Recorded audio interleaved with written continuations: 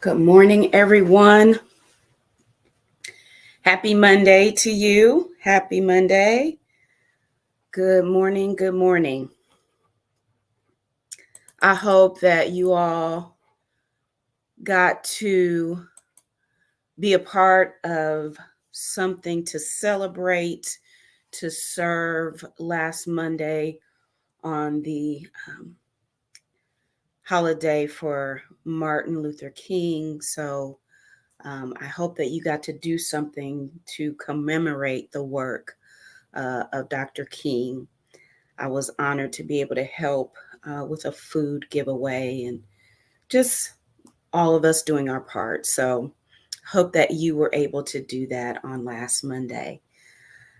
Here we are. We have 2 more Mondays left in January of 2023. And I know that many of us, when 20 or even with anticipation of 2023 coming, we had some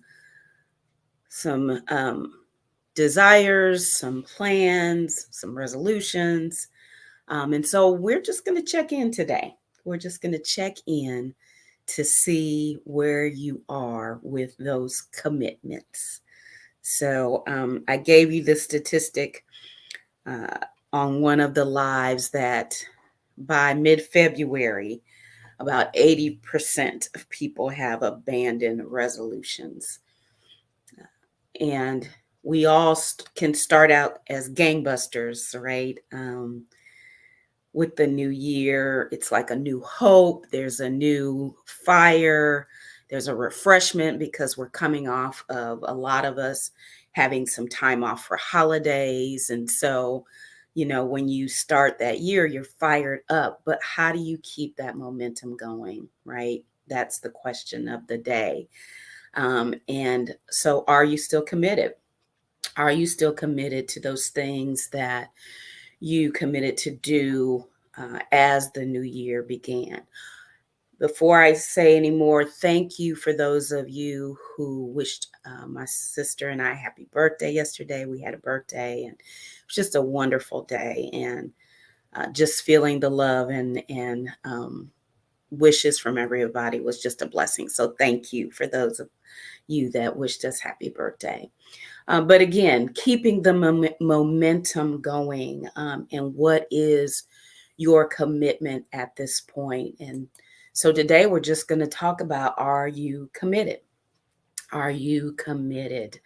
And if you're not committed, or if you started out saying, I'm going to do this or I'm going to do that, but you haven't been able to either do it or stick with it.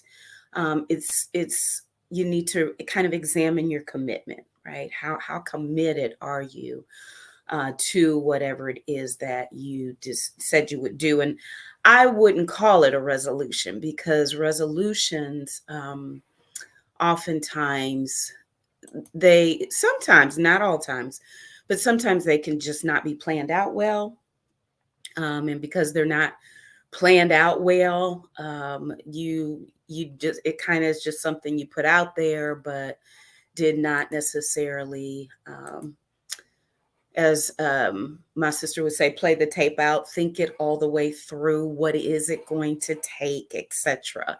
So really, that's where we have to think about, where is that commitment, right? Where is that commitment? And so there's just a few, very few things that I want to share about that commitment.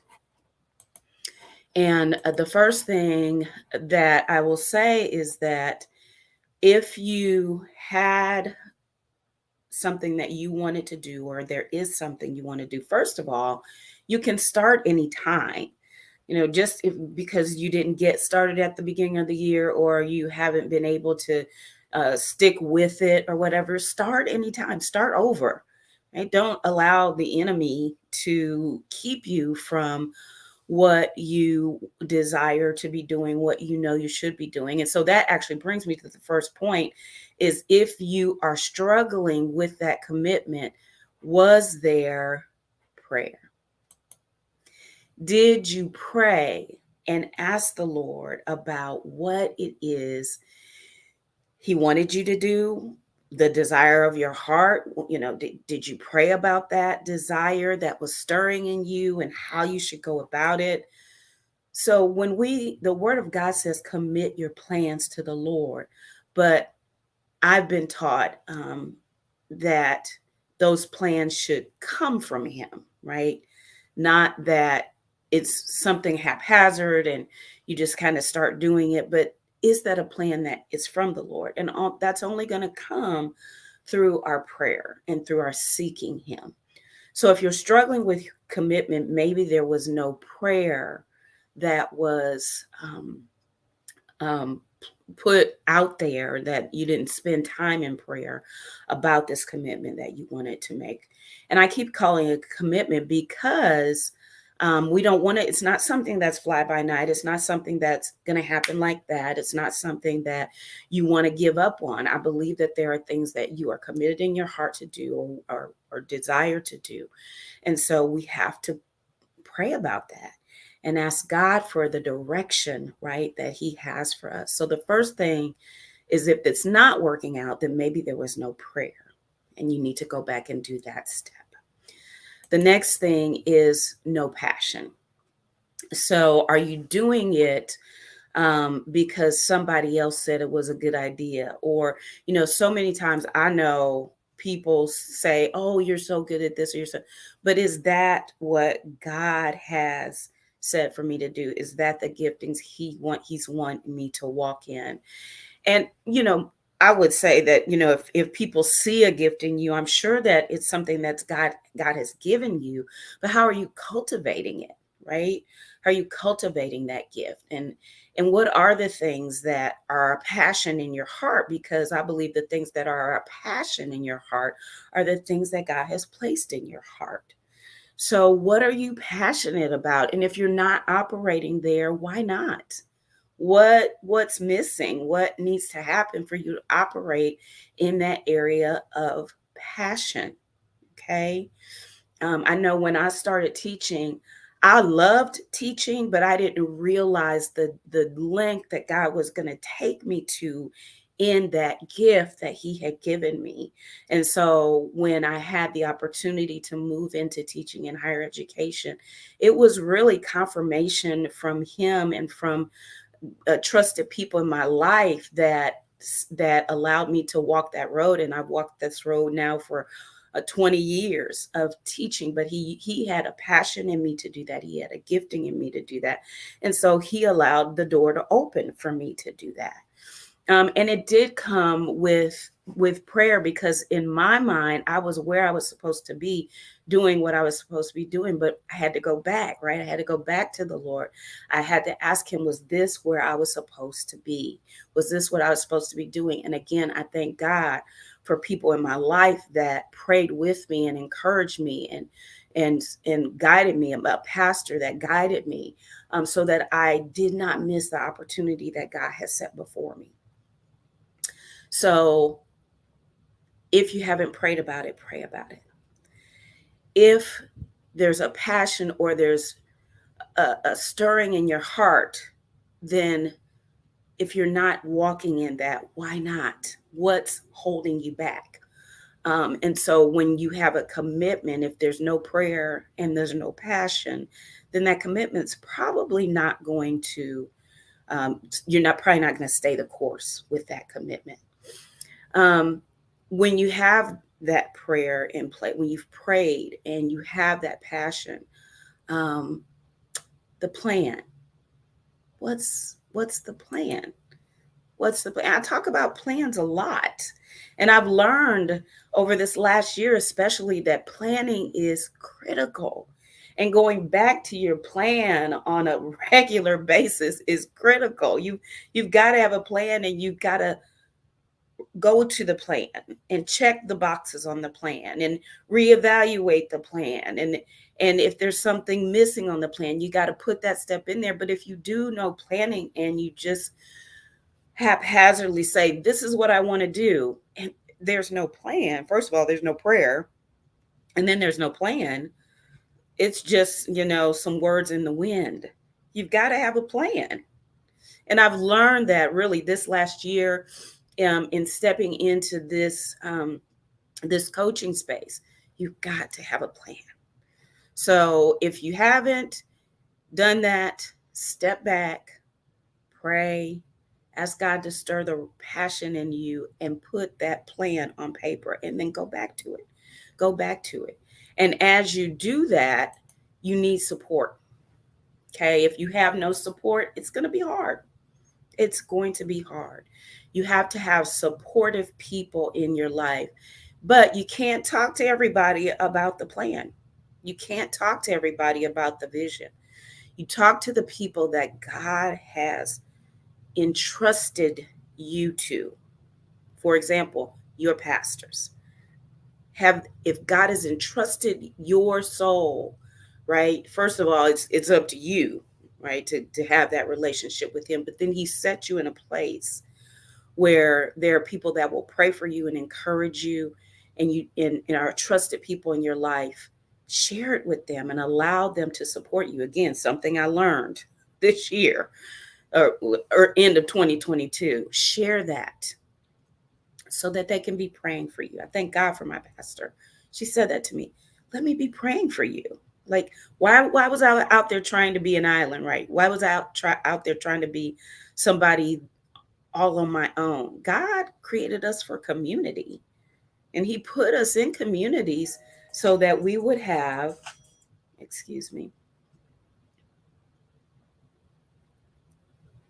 so that we would have the right people in place to help us, to help us. Apologies. Hmm. Right. Well, not sure what's going on with this. So, prayer, passion, a plan, and the right people in your life will help you with your commitment. And as an aside to the right people in your life, if you don't have the right voices speaking into your life, if you're listening to too many outside or other voices, that's going to create confusion. So your commitment is going to hinge on you putting the right steps in place: prayer, passion, a plan, the right people, so that there's no confusion, right? Because there are people that will, they'll spew all over your plan. They'll give you all of this negative and make you begin to question, right, if you haven't committed to that thing in your heart. So you've got to have the people that will support and help you to push the commitment forward. Okay. So I said all that to say, what have you committed to? And if there's something that you've committed to that you're kind of sliding off, or you need to strengthen that commitment, today is your day. Do it. Get it done. Right. Start moving on January 23rd, 2023, closer to that thing that you've committed to. I'm here to help. I'm Dr. Michelle. I'm your transformation strategist, and I assist professional women who are stuck and unfulfilled to develop a plan so that they can rediscover their purpose and their passion, realign with their goals and their values and their strengths, and reset so they can move from where they are right now to where they want to be.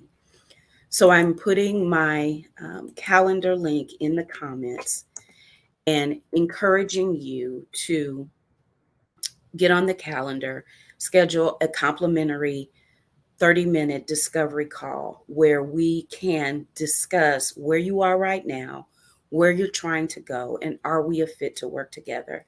And so I want to be able to help you and assist you in the work to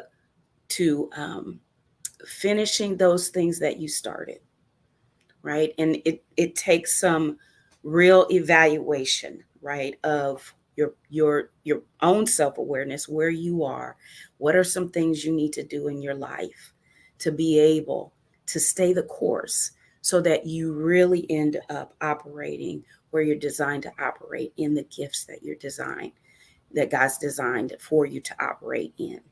So please get on my calendar. I look forward to talking with you and determining how I can help and we can work together so that you can make that commitment and actualize that commitment, that you can actually get to where you want to be. So, thank you for joining me today. Be on the lookout. There is a women's summit coming up February 3rd, 6:30 to 8:30, and then again on Saturday, February the 4th from 10 to 1. It's called Bold, Fierce, and Powerful Women's Summit. Be confidently you. So be on the lookout for the link to join. Actually, the link is www.Bold Fierce Summit, all one word, boldfiercesummit.com.